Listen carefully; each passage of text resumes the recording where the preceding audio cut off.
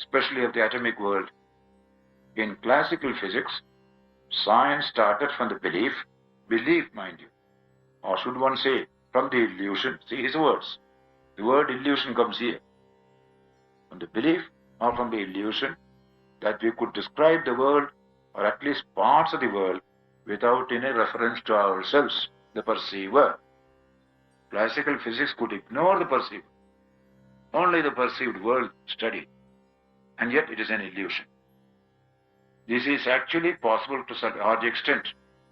We know that the city of London exists, whether we see it or not. It may be said that classical physics is just that idealization in which we can speak about parts of the world without any reference to ourselves. Its success has led the general ideal of an objective description of the world. Objectivity has become the first criterion for the value of any scientific result. One may perhaps say that quantum theory corresponds to this ideal as far as possible. But it starts from the division of the world into the object and the rest of the world. Object and the rest of the world. And for the fact that at least for the rest of the world, we use the classical concepts of the description. For quantum physics, we use another word, language. For the rest of the world, classical. This division is arbitrary and historically a direct consequence of our scientific method. The use of the classical concepts is finally a consequence of the general human way of thinking. See the language. The general human way of thinking, or human prejudice in thinking. Why not put it that way? Huh? These are all coming in physics. But this is already a reference to ourselves. The human way of thinking means your way. A reference to man as subject comes in there. The objective is no more there then. The old philosophy, Sir James Jeans tells in his new background of science, the old philosophy ceased to work at the end of the 19th century. And the 20th century physicist is hammering out a new philosophy for himself. Its essence is that he no longer sees nature as something entirely distinct from himself. What is dream? Tell me. The whole world of dream is not something essentially distinct from the dreamer. And that status is coming to the waking state. Objectives also. Sometimes it is what he himself creates. Even in the waking state, the world which you see is what you create, or selects, or abstracts, and sometimes what you destroys. In the course of observation, you destroy nature. Thus, the history of physical science in the 20th century is one of a progressive emancipation from the purely human angle of vision. I would have put it, the waking angle of vision. The same thing. Human angle is the waking angle. Separate space, separate time, objects are there, they are very hard to touch, they are real. All these notions have been evaporated by science. Very hard, isn't it? What to do? When you say the familiar world is being burned out, if Vedanta has said it, we may doubt, but these wonderful people, scientists who give you television sets, they have said it. Therefore we respect. So one of the differences between dreaming and waking world. In the dreaming world, only you can verify what you have dreamt. But in the waking world, independently, somebody in the dream world, there are several people sharing with you in your dream. Yes, but in the dream world. But it's only one person. Not one person, no. In the dream, don't think of that. Dream is a waking world. First sentence is there. To the dreamer, you are speaking of the dream in respect to the waking self. But to the dreamer, are not the dreamer discussing science in your conference you may have in dream? You need not go to Buffalo. You can have a real conference in dream and discussions, talks, reference to each other, all will go on in the dream. Yes, but the other people can't verify. The other people, no, in the dream everything is verification going on. You are speaking as a waking self now. That's the prejudice. Dream state is a waking state to the dreamer. Everything is in order there. You don't find anything bizarre in dream. The waking man, it is bizarre, not in the dream. Even the flying that you do is not bizarre, quite natural. Is isn't it? In dream, it is perfectly intact. Don't make it viewed from the waking point of view. Because that self is not there. This waking self is not there. There is another self there. And he is dealing with another scientist. And they verify what they say. Yes, okay, they will shake heads like this. It is very parallel. The only trouble comes when you view it from the waking point. That's all.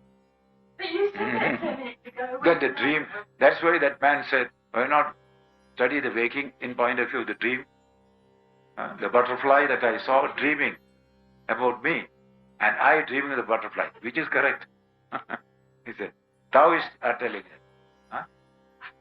What I mean to say, the old structure has collapsed. You can't restore it now.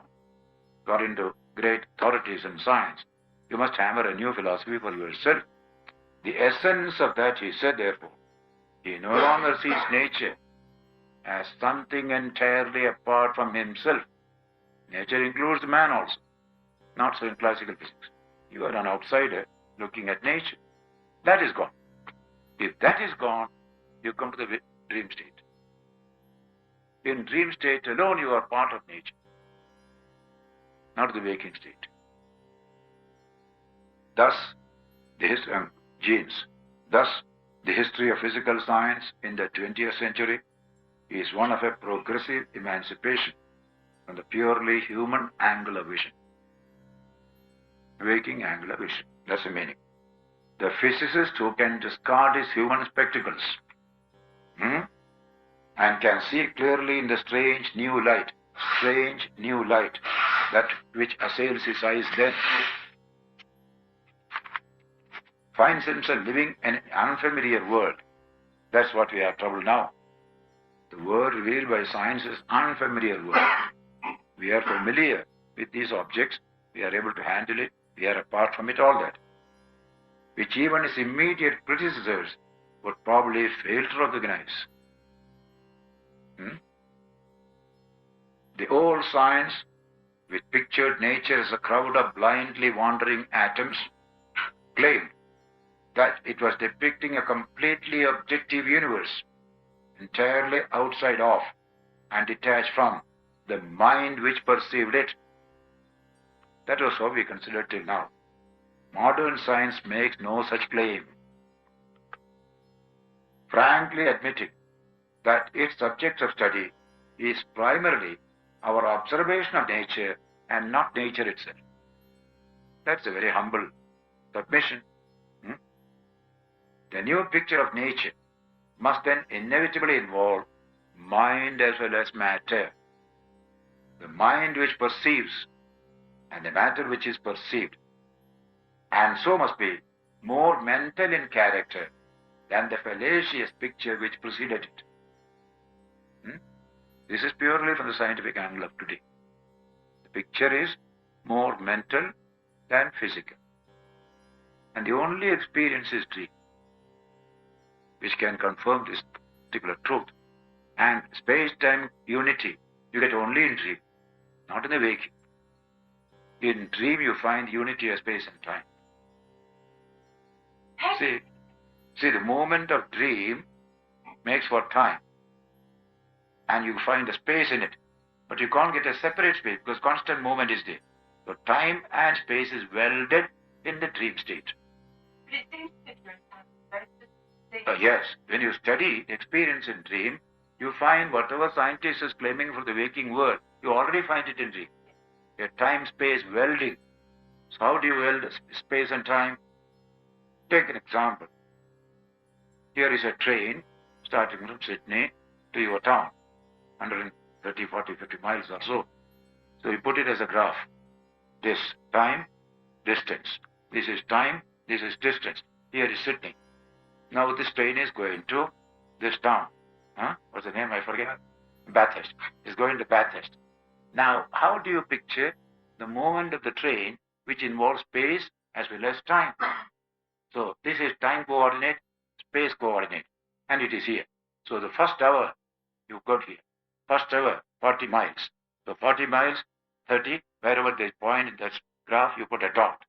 The next hour, dot, dot, dot. 4 or 5 dots you got. So in 3 hours it reaches there. So you put a graph line. This is the movement of the train, where space and time are blended there. That's the point. This is how you create a graph. Time and space, the movement of the train is a movement. It's not just separate space and separate time. Movement always involves time and space. Movement through space, movement through time. So you put a graph. In dream, you are exactly seeing that. There is time, there is space, and the graph only you see in dream. Just like in a cinema picture. Series of pictures, independent items of picture. But in motion, where time comes in, you find a successful story produced in a screen. Just a man is washing his face.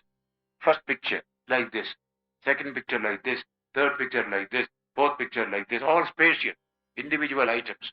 Like that, like that, like that, like that, all this going on. Then, in dream, the whole thing is continuous. Here also, when the cinema moves, the whole thing becomes a continuous action. So they are all discrete. So space and time get welded. In TV, sometimes they show football, quick football and slow football. So, very interesting to see. Where time is slowed for you to observe more correctly. So today's science is closest to this Vedanta. That's all what we mean. It may not be close to our prejudice, but it's close to this Vedanta. Attachment, attachment, attachment. Waking world alone is real. That attitude. It's not real, even from the point of view of change. It's constantly changing. If you call that real, you call it. Now I call the dream also real because it's constantly changing as it's real. We take the common property of being seen, being an observed object, subject you have never entered into yet. I said that is unreal. We will go to that in that particular section. So, here is the very interesting last paragraph. Yet, the essence of the present situation in physics is not that something mental has come into the new picture of nature. So much that nothing non-mental has survived from the old picture. See the difference between the two. You are not adding a little mental to a material picture. Material is dissolved. Mind is remaining. As we have watched the gradual metamorphosis of the old picture into the new, we have not seen addition of mind to matter, so much as the complete disappearance of matter, at least of the kind out of which the older physics constructed its objective universe. That is it. So, what will you say to that? All madness, that's all you can say.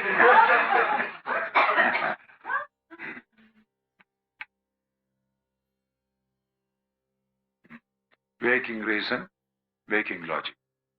Dream reason, dream logic. We want a higher reason which comprehends both. That's Vedantic reason. You see, I quoted from Bradby, M.K. Bradby, The Logic of the Unconscious. Yesterday I referred to something from that book. The human mind is somewhere on the way to perfection, moving along the now familiar lines of organic growth, lines of differentiation and integration. At each advancing stage, some element is made explicit which before was implicit. Some content of mind brought out, defined, emphasized, which already existed in embryo in the beginning. But if reason is to be the highest faculty yet known, there are thinkers who look for its successor, this waking reason. Who is its successor? It is very limited. There must be something higher. And belittle reason in their longing for that power which shall transcend it.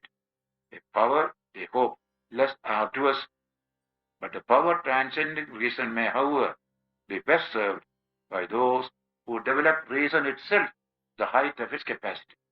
Bradby is telling, that's what Vedanta did. Waking reason or waking logic. Dream reason, dream logic. Integrated both in a wider reason, which could take both in. That's Vedantic Buddhi. The soonest, new is soonest reached through development of the old, says here. So that is the subject. Very interesting. It is good to get shocked, Huh? In fact, if this world is to develop some spirituality, tyranny of the waking state has to suffer in it. The object of the waking state is tyranny. Dispossessions, power, violence, what is all this? Too much attachment to the waking state. Find out the truth. Even men like R.D. Liang, the British psychologist, they speak highly of this schizophrenic mind. Schizophrenia is not all that bad. Cut off from this reality. Only thing is it's uncontrolled schizophrenia. That is bad. It has got a locus also on its own. Creativity comes here. So, you saw this, the proposition. Waking objects are unreal. Huh? No, no question of accepting here. Only a new thought is put into you, find out. You see, knowledge doesn't destroy anything. Remember that. Does it destroy the waking object? No. You get a new perspective. You see that? Knowledge doesn't destroy, just light. When you put the light, does it destroy any object? It illumines it. So knowledge today illumines nature of reality better than what it was 50 years ago. So a little changing of our attitude becomes necessary. All these materialism that was sponsored by classical physics, that materialism cannot stand now. Every scientific writer today mentions it. The thoughtful persons speak of the sameness of the waking and dream states. On account of similarity of objects perceived in both states, already described. Then comes the definition of reality. You want the definition? It is given here. The next verse. Verse 6. Do you read the Sanskrit like you did yesterday? Which one? Sanskrit before it. Verse 5. Verse 5 I shall read in Sanskrit. Swapna jagrita sthane hega mahrum manishna. Manishna means wise men. Manisha, man, isha, those who rule the mind. They are called wise people. See the language. He who rules his mind is the wise man. Manishna, isha means ruling. Man means mind. Manishna. Manisha is wisdom. Girl's name is their Manishi. Manisha. Little girls are named Manisha. Beautiful name. And Manishi is masculine. Wise people. Swapna jagrita sthane. He ekam. Both are one. Ekam is one. That's the Slav language also. Ekam. Adi is one. Adi. Manishna say. Wise people say. Swapna, jagrita sthana are one and the same. Bhedanami samatvena. Prasiddhenaiva hetuna. All the objects seen are one and the same style, says. Now comes the definition of what is real. That which is non-existent at the beginning and in the end is necessarily so non-existent in the middle also. The objects are like the illusions we see. Still they are regarded as real. They are illusory, but you regard them as real. Investigation reveals. If you don't investigate, no problem. I am a criminal. I rob and eat and kill people. I don't investigate further on whether I am doing the right thing or not. It doesn't affect me. But when I begin questioning my action, then all these things come in. Why should I do like that? Because I think I must fatten this body. I don't care for others. No, that's not correct. As soon as you think so, you go beyond the waking limitation. Any such questions when you ask. Adav, Adi is the word for one, beginning, in Slav and Sanskrit. Adav, Ante means in the end. Beginning and end. Chayan nasti. That doesn't exist in the beginning and the end. Vartamanepi jastatha. If so, even if it exists in the middle, that is also as good as non-existent. Just like a ghost, suddenly appear and disappear. He was not there, he is not there now, in between. That's why we call it a ghost, isn't it? What is the definition of a ghost? Tell me. If he used to come every day for the class and pay for your retreat here and stay, you won't call him a ghost. He suddenly appeared and disappeared. Therefore we call it a ghost. Matter is like a ghost, Bertrand Russell said in that book.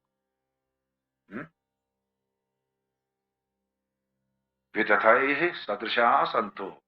Though they are really unreal, people out of attachment call these real. Avitatha iva lakshita. That is the wonderful definition. The objects perceived to exist in the waking state are unreal for this reason also, that they do not really exist either at the beginning or at the end. Such objects as mirage do not really exist either at the beginning or at the end. Therefore, they do not really exist in the middle either. This is the decided opinion of the world. Even the world accepts this definition, says Shankaracharya. Everything is just here and disappeared. It was not here, it's not going to be there. Just an apparition. What do you mean word apparition in English? Tell me. Apparition means a thing that was not there, that was not going to be there. In between it came, just showed its face and went. That's called an apparition. Exact word, apparition. World is an apparition. Today, many scientists will accept it. Those who do not accept it because they are full of attachment or their high salary they are getting. Huh? Waking salary is more important than dream salary.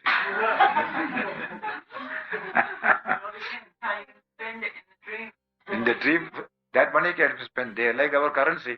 American currency is only here. It won't be useful there. The several objects perceived to exist really in the waking state are also of the same nature, though they are of the same nature as illusory objects. On account of their non-existence at the beginning and the end, still they are regarded to be real. By whom? By the ignorant. That is the person that do not know the Atman, do not know the true reality. When you know the Atman, you realize that these are illusory objects. At present you cannot say so. But when you penetrate, this truth comes to you.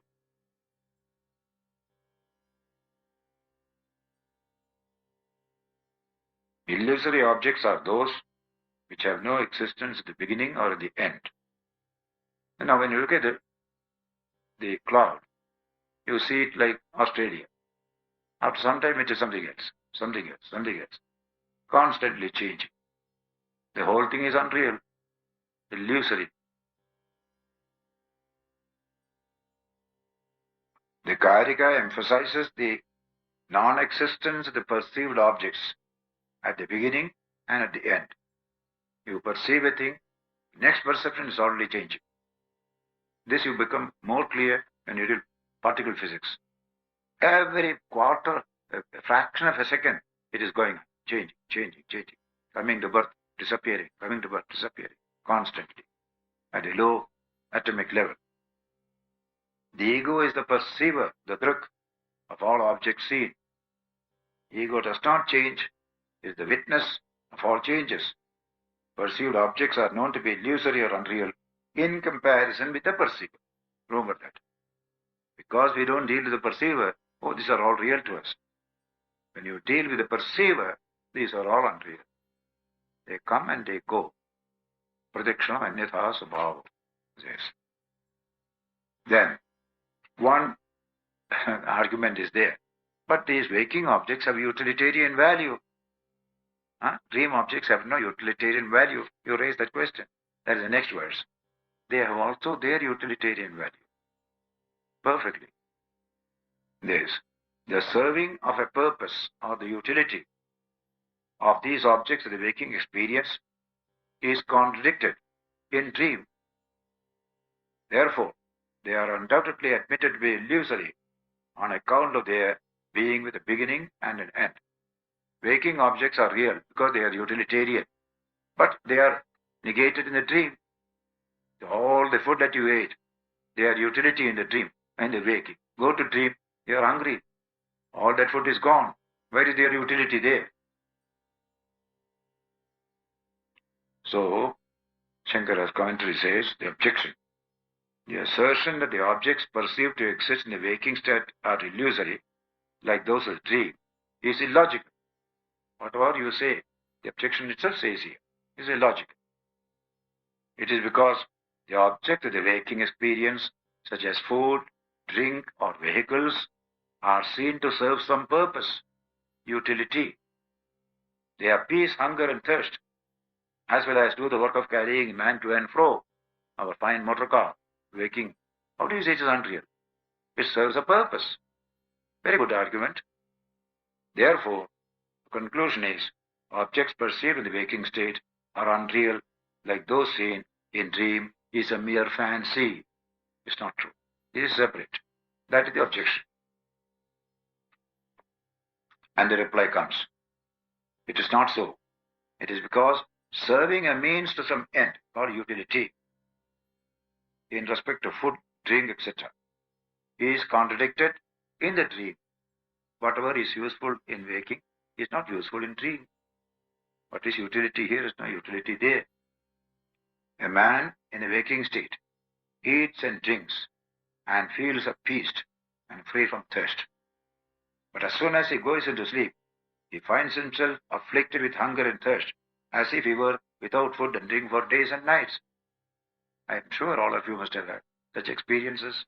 No, because if you have too much food, often you don't get, you get more dreams. Heavy meals mean more dreams. I think it's more common. You're asleep, you dream, you die first, and then it wakes you up, and you are in fact thirsty. Yes, I agree. And I think that's far more common. And then but this one is not correct. You have never dreamt that you are hungry after a meal? This meal has satisfied you in dream? Yes. It's a very strange experience. It is never it is so. See, this experience and this experiencer doesn't exist there. The experiencer is different. First remember that. Experiencer here, experiencer there are two different people. What about that was a coincidence, you can call it. No. You are thirsty there, you are thirsty here. After all, when you wake up in the morning, you are thirsty.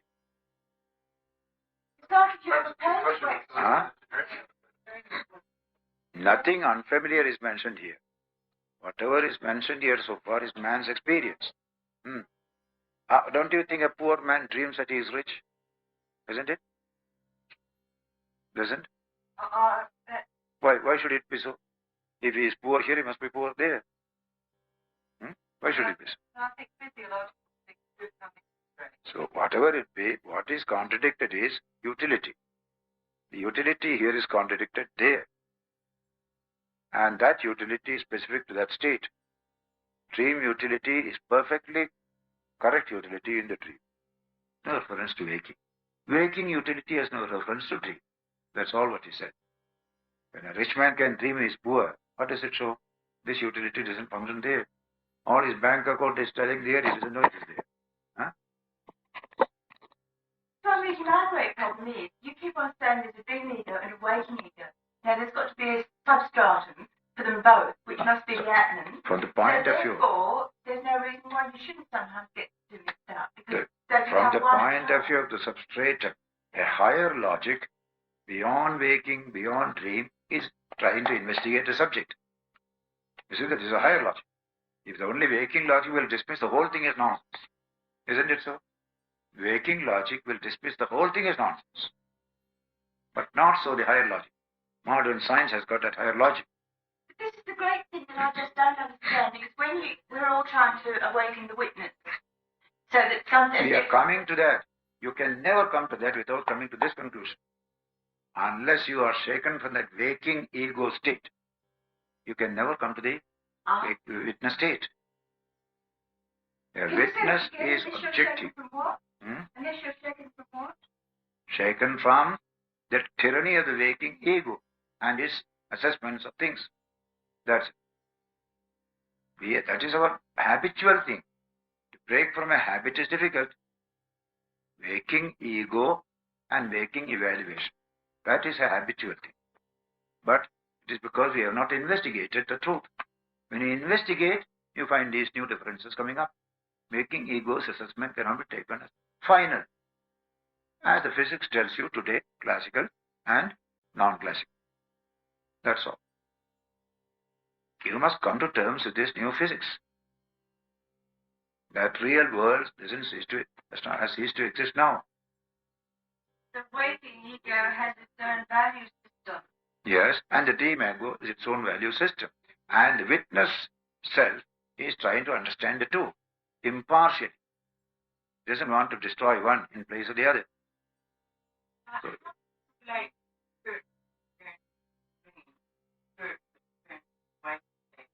both are quite all right. both are just valid in itself. The spiritual experiences in waking, spiritual experiences in dream, they belong to different orders of experience. As an independent witness, you are benefiting from both. Yes, you say yes. I am become more spiritual. It's not the waking man only the spiritual. You become more spiritual. Your dream ego is also helped by dream spirit. Yeah. And ultimately, both egos are one. It's only one self that experiences as the Vaishvanara and Taijasa in each state. That already you are schizo, and we are learning out of it.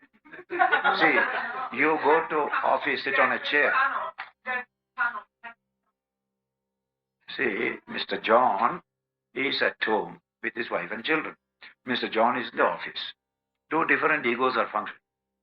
This John is not the same thing as Judge John. See the difference between the two. But it is unified by a deeper John. We are going to investigate who is that deeper fellow. There all these discussions come.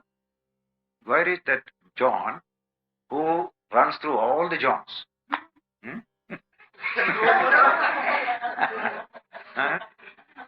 These are functional Johns. But the being John, I use the word functional and being. Suppose a man says, I am a husband. But that's only a functional relationship. That's not your whole personality.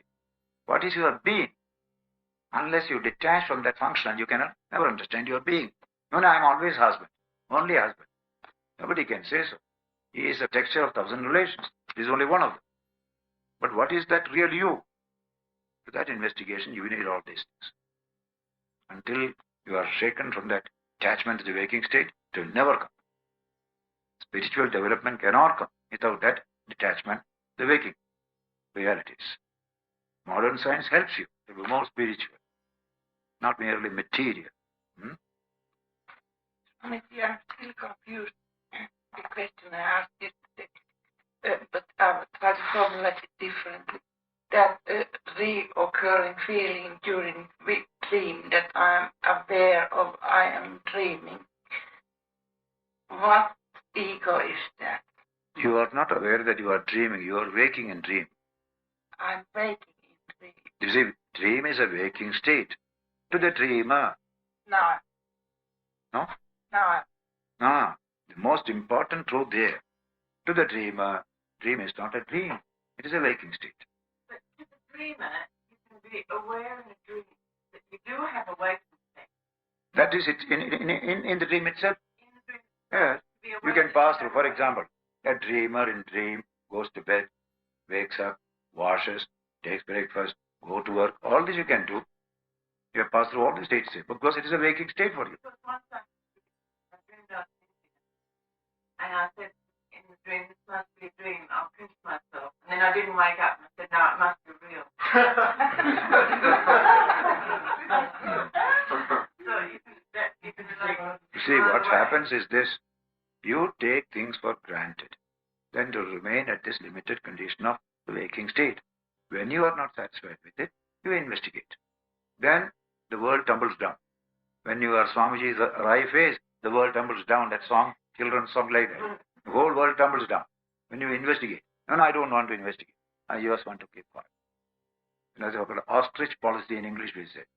When the ostrich is attacked, it buries its head in sand. Very safe. So don't be an ostrich. Huh? That's another whole new world. See, here we are investigating what is truth, what is reality.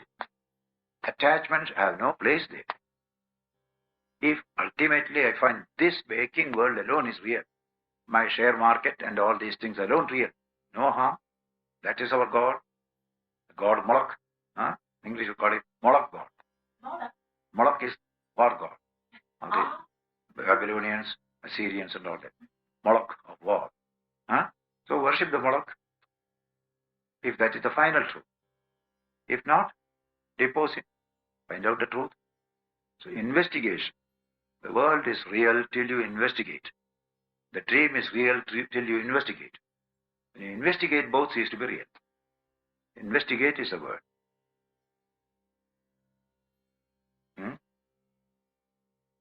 Tell. What? Huh? Is this class itself is a dream class? We are not taking a class in dream. Whole thing looks like a dream. Swami said, it seems better to me to say the world's relatively real than to say it's outright unreal, because in a way it is relatively real. Yeah, it's relatively real. You say it's real. But this dream world of the class will stop and we wake up when the bell rings for the tea. Then we are fully in the waking state.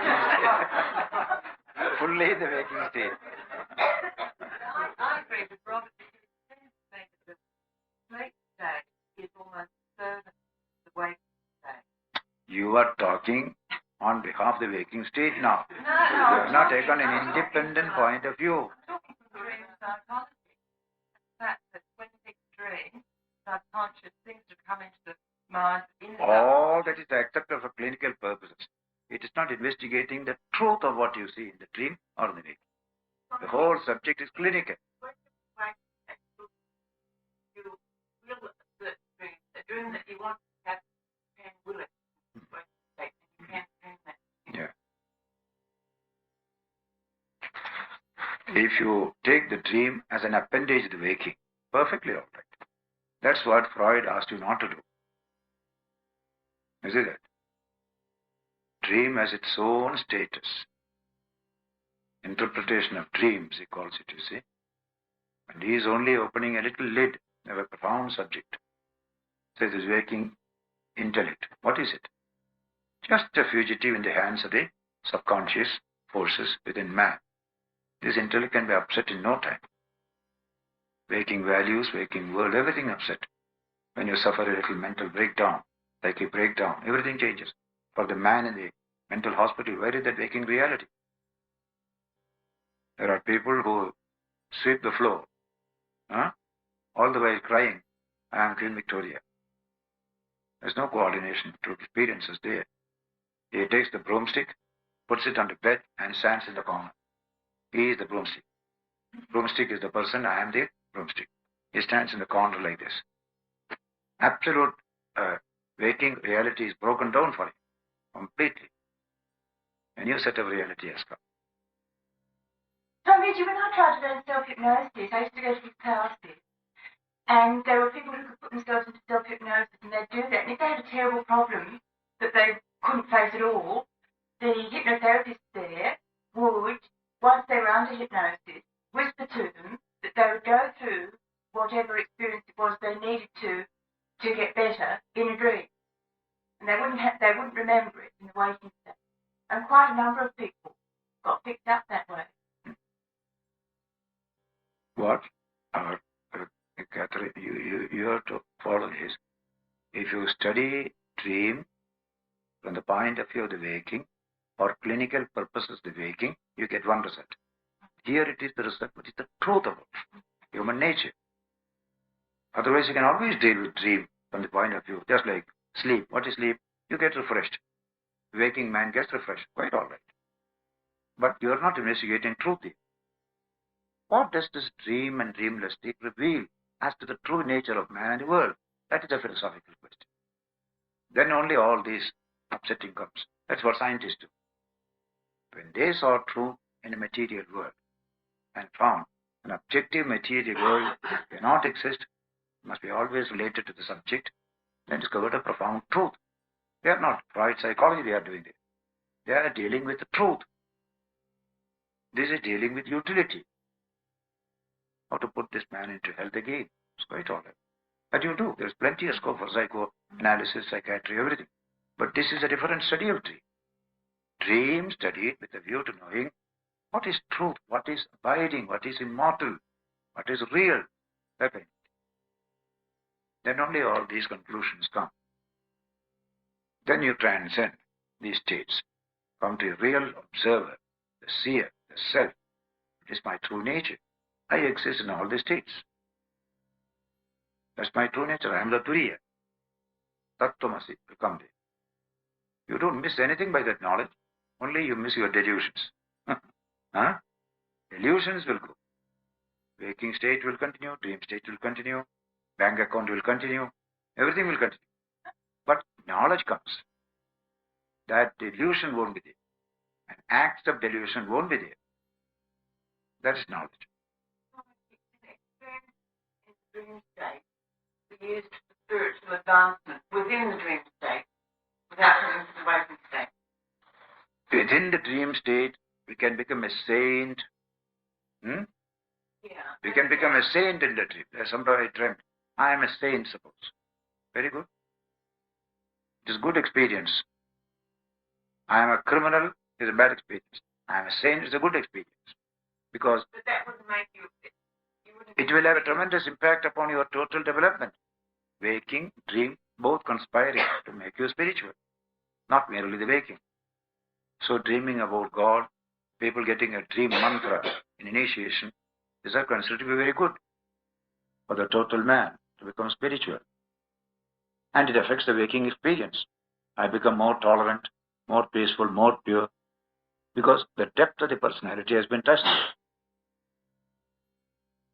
Our problem is, trying to understand that we can only think from the waking state. When you attain self-realization, do you think from another state, not from the waking state? It becomes a real waking state. This is not a waking state as I told you. And that's that point of view. Where there is non-apprehension of reality, we don't call it a waking state. It is a dream state. So we call it waking and dream. Both have a common characteristic, non-apprehension of reality and misapprehension of reality. Both are there. When you don't know reality, you project something else as reality. These two exist in dream and sleep, dream and waking. And in sleep, purely non-apprehension. No projection is there. Here there is projection. So after studying that, you turn your attention to the subject. Who is this dreamer? Having disposed of the objects of dream, contents of waking, we want to know what is this dreamer, this waking self. There you come from this study. I am that eternal self, to whom waking and dream are so many passing experiences. So attachment to one goes, attachment to the other goes. You are not attached either to the waking self or to the dream self. That is jnana. That will come later on. Illumination. This chapter will hint it. Next chapter is full of that. Advaita Prakarana is next chapter. Knowledge of non-duality of the self. You see, knowledge doesn't destroy anything. Suppose I realize the truth of the Atman. My bank account is not destroyed thereby. No knowledge destroys anything. But delusions are destroyed. The waking delusions are there, which explain all the evils that we do in the waking state. Those delusions won't be there. Arrogance, pride, I'm rich, I'm arrogant. All that will go by knowledge of this coordinative study, waking, dream and sleep. So he said, you find it in the dream, sense of utility. You find it in waking, sense of utility. Hence we think that the illusoriness of the objects perceived in the waking state, like the dream, need not be doubted. Both these objects are undoubtedly admitted to be illusory on account of their common feature of being having beginning and end.